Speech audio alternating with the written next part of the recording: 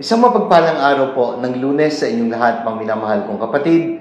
Lunes po ngayon sa loob ng ika-32 linggo sa karaniwang panahon. Ngayon po ay pinagdiriwang ang pagunita kay San Diego de Alcala. At binabati ko po ang lahat ng mga viewers, supporters, and followers of the Daily Gospel Reflection. Pagbati din sa mga deboto ni San Antonio ng Padua. At gayon din po ang aming pasasalamat at pagbati sa lahat ng tumutulong upang itaguyod ang dambana at parokya ni San Antonio ng Padua sa pinagpalang bayan ng Pila. Sa mga members po ng Samahang Bukas Palad ni San Antonio ng Padua, 1000 Club of St. Anthony, at lahat po ng mga benefactors namin. Sana po nasa ligtas kayong kalagayan, patuloy po nating ipanalangin ang isa't isa. At welcome po sa ating Daily Gospel Reflection. Sama-sama po nating pagninilayan ang mga salita ng Diyos mula sa mabuting balita para sa araw na ito.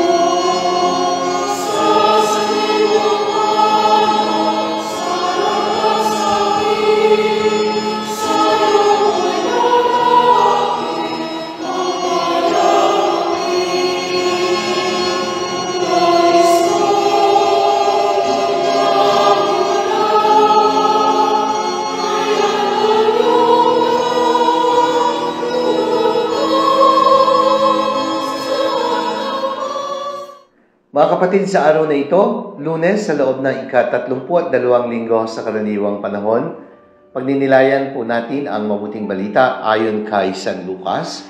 Mula po ito sa ika-17 kabanata, mga talata 1 hanggang 6. Mga kapatid, sa ating ebanghelyo, sinabi ni Jesus sa kanyang mga alagad, "Hindi mawawala kahit kailan ang mga sanhi ng pagkakasala.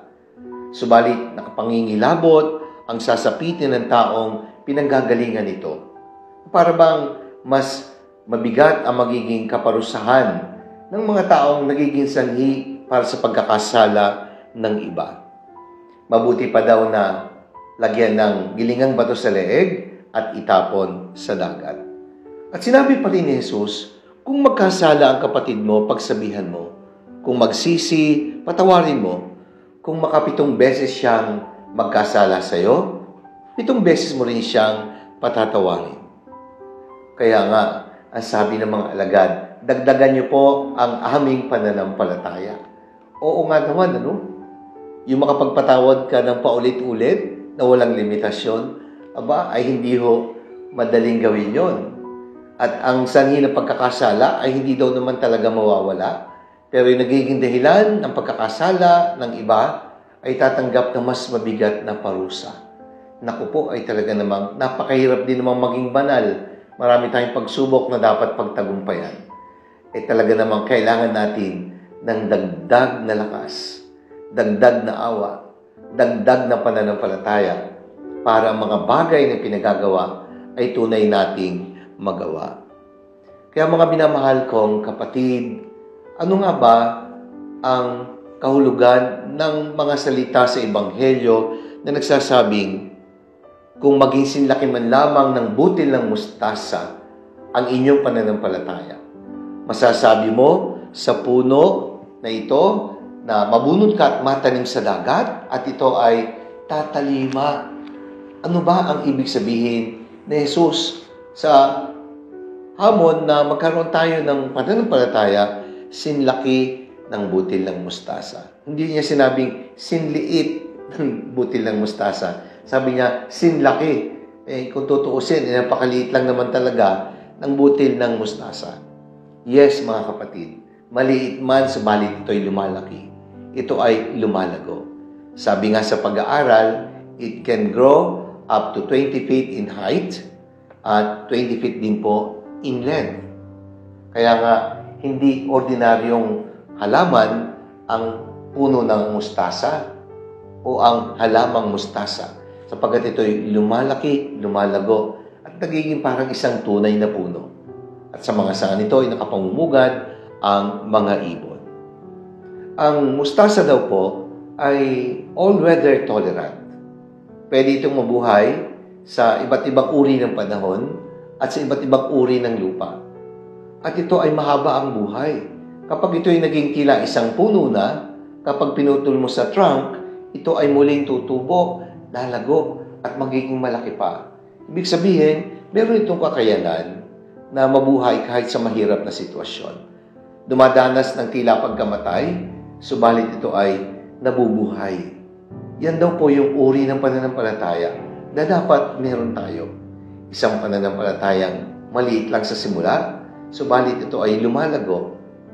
A kind of faith that withstand all kinds of situations in life. Katulad ng butil ng mustasa. Kapag ito ay natanim at tumubo, ito ay nagiging isang matibay na halaman. Mga kapatid, kaya para makapagpatuloy tayo sa ating buhay pananampalataya sa gitna ng mga pagsubok, ay kailangan talaga natin ng dagdag na pananampalataya. Pero yung pananampalatayang lumalago, nagiging matibay, katulad ng butil ng mustasa kapag natanim at tumubo. Kaya mga kapatid, sa Ebanghelyo, tinuturuan tayo ni Jesus sa mga halagang aral. Una, never undermine the value of small things. Bakit? Because Jesus compared the mustard seed to the kingdom of God, saying that the kingdom of heaven is like a mustard seed which a man took and planted in his field. Matthew chapter 13, verse 31. Tang sabi nga sa Ebanghelyo, kung meron kang pananampalataya na sinlaki ng butil ng mustasa, pwede mong sabihin sa punong ito, mabunot ka at matanim sa dagat at ito'y tatalima sa iyo. This tiny seed would never stop growing when the king of this kingdom comes to rule in power on earth.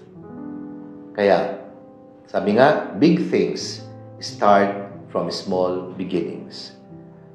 Pangalawa, faith does not take away our problems, but faith can make us strong. Hindi naman po nawawala ang mga problema. Binibigyan tayo ng Diyos ng lakas sa tulong ng ating pananampalataya. That is why, if you had problems with your faith, you are not alone.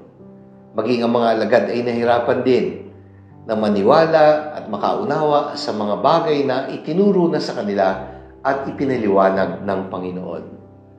Kaya nga, maging si Pedro ay nasabihan, napakaliit naman ng iyong pananalig.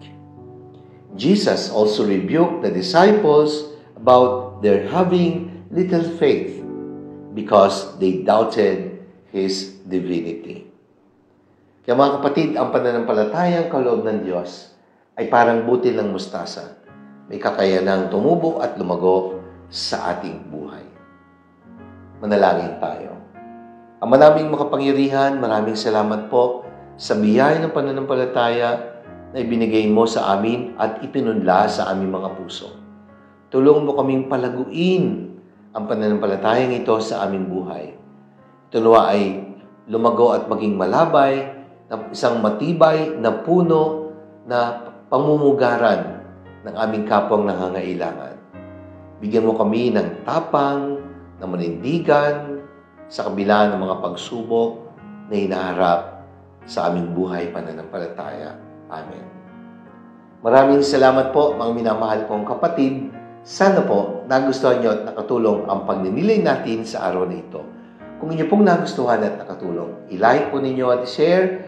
Ibahagi natin ito sa ating mga kaibigan, mga kakilala, lalo tigit sa ating mga mahal sa buhay. Remember that evangelization should start at home. And let us fill the world with the message and power of God's words.